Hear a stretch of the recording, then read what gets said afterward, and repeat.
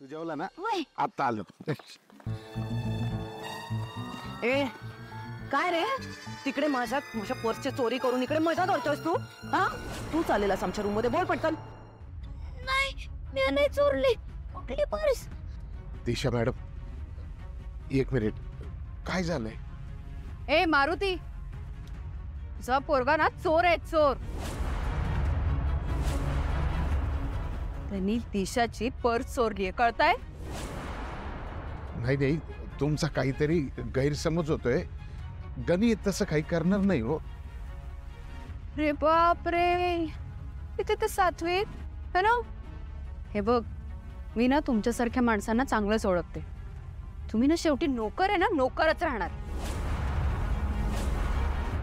आज या गणीने दिशाची पर्स चोरली. आतापर्यंत त्या पारूने आणि या गणीने मिळून काय काय चोरलं असेल घरातलं मला माहिती नाहीये. एक मिनिट,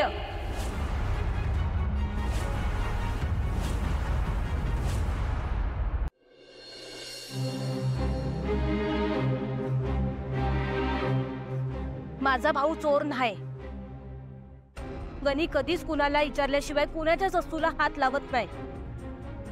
चोरी तर लई लांबची गोष्ट राहिली. हो ना, कळेल मग आता लवकरच.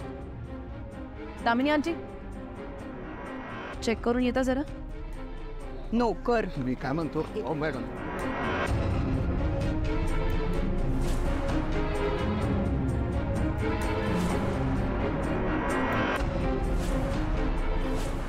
ही एवढी महागडी पर्स या भिकारड्या पारूकडे आली कशी ग?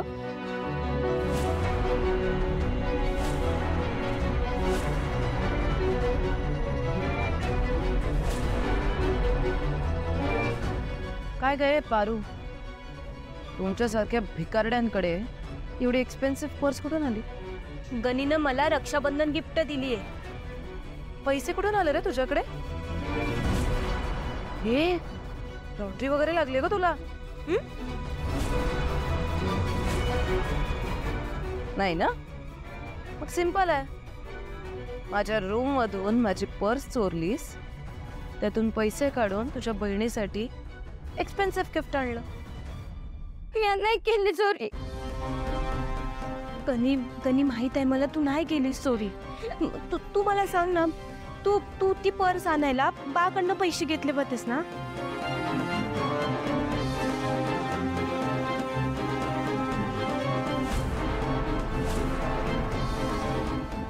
गणी, अरे बोल ना, काय विचारते मी.